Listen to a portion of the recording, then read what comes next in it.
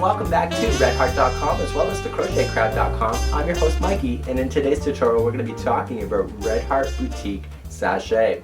Now Sashay has been on the market for a number of years, and the original colors have always been variegated, so the colors have been going in and out of the most gorgeous, tends to be darker colors. So in 2013 the original variegated colors have had a slight upgrade. There's 6 brand new colors that are going to be available on the store shelves. If you can't find it in a store near you, you can always go to redheart.com to place your order.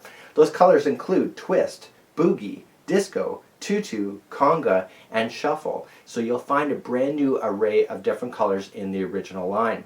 But Red Heart now has a brand new total line for Sashay called Solids. People have asked for solid colors, and now Red Heart has that available to you. The new colors of solids will be Iran, gray, black, turquoise, pink, purple, blue, and red. And you will notice that the trend for 2013 is bold and bright. And you will notice that a lot of scarves that you will see coming out in 2013 will be multiple wraps around your neck as in a layering effect. So it's just a really wonderful accessory available. So now let's get making this chain scarf, and you'll see how easy it is to make one of those in less than 15 minutes. So to get started, you just need one ball of Red Heart Boutique Sashay. You can either use the solids or the original variegated. I'd recommend, if you're doing the solids, that you use a size N or a 10mm crochet hook when you're working with this. I found with myself when I'm doing the finger crocheting, when I'm doing the finger chaining, which I'll show you, I found it looks better on the variegated version than it does on the solids. I find the solids, because everything looks so consistent and it's the same color, when the different chains are different sizes when you're doing finger chaining, it doesn't look as sharp. However, in the variegated, it looks absolutely amazing. So the choice is up to you. You are the artist, so you can make the choice that will make sense for you. So option number 1, I've taken the wrapper off. I've got my yarn coming from the inside of the ball. It's just a personal preference. I want to create a slip knot, so I'm going to wrap it around my finger twice. So this is the back of my hand forward. I'm going to take the back over the forward, and now take the new back up and over, just like so. So I just want to just loosely finger chain this, and in the variegated this looks really amazing, but you'll notice in the blue it kind of looks a little bit sloppy. So that's a choice that is up to you. You know, you are the artist, you can decide. So all I'm just going to do is just feed the new yarn through the loop and just pull. Feed the new yarn through the loop and pull. And you're going to do the whole ball like this as well. It takes roughly about 10 minutes, maybe a little bit less, depending on your speed. You will get the knack of this, so you will just speed up over time, and you're just continuing just to go all the way through the ball, just like that. So on the very end, if you're doing it this method, you just want to just trim off your yarn. So you're just going to trim it, just like so. And on the very last one, when you pull through, you just want to pull through everything, just like so, and it will tighten up onto itself, and therefore you will have a continuous chain, just like so. And at the end, all you have to just take the actual yarn part, not the chain, and just kind of just tie it in a knot, just like this, just nice and tight. And we want to pull it like that, and basically we just trim off these very ends really tight to the knot, because you will not see it when it's wrapped around your neck, just like so.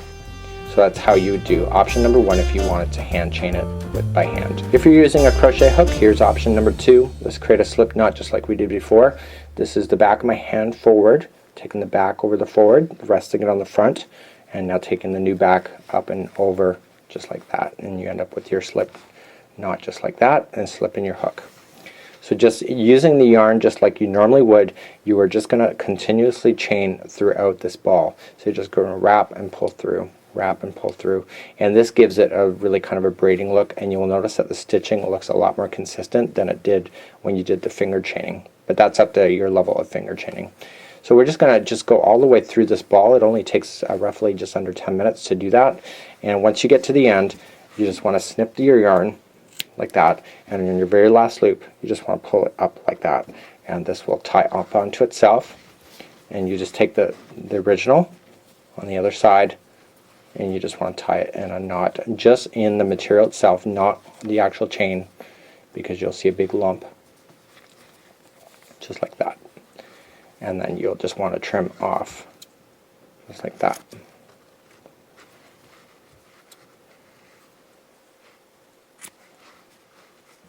just like there. So that would be your chain, just like so. You can see it makes a cool bracelet too, if you're working on it from that perspective as well.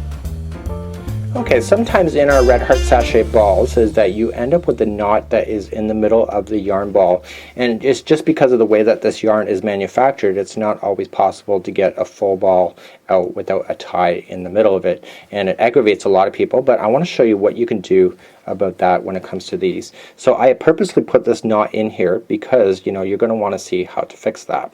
So I just want to get it pretty relatively close, just like so, and I want to cut that knot out. So don't chain with that knot in there, because you will see it. So I'm just going to trim it out, just like so. And I just want to take this and I just want to loop it and pull it through the new section like this. And I want to take the straggler ends, which are the loose ends, with the new one, and I just want to pull it through the loop that's on there. So you end up with a little bit of a thicker knot or chain when you're doing that. But now I can just safely trim that out afterwards. So I'm just going to continue to go along just like this. And in the one tutorial sample that you've seen on the model, they actually has this. There was a knot inside the yarn ball, and you know, it's a very easy fix in order to get rid of it. So at the end of it, because of the way that we just put that in, we can just cut this off, so the extra, and voila, you can just have an amazing chain scarf just like so. So if you get a knot in the middle of your work, it's no big deal. You can actually fix it just like so, and when it's wrapping around your neck several times, that you're not even going to see that. So there you have it, 2 great yarn scarves in my hand just like so. Whether you've chosen the variegated of the original sachet or the new solids, it still turns out really quite amazing. In the next video, we're going to be working on how to wear your scarves. You know, it's very easy just to wrap it around your neck, but I got 3 different ways that you can wear it. We're also going to cover a little bit briefly on the original ruffle that is all knitted, and I'll just show you just quick ways to wear that so you have different options for when you're going out for a night on the town. On behalf of redheart.com and the crochetcrowd.com, I'm your host Mikey, wishing you a wonderful day. Until next time, we'll see you.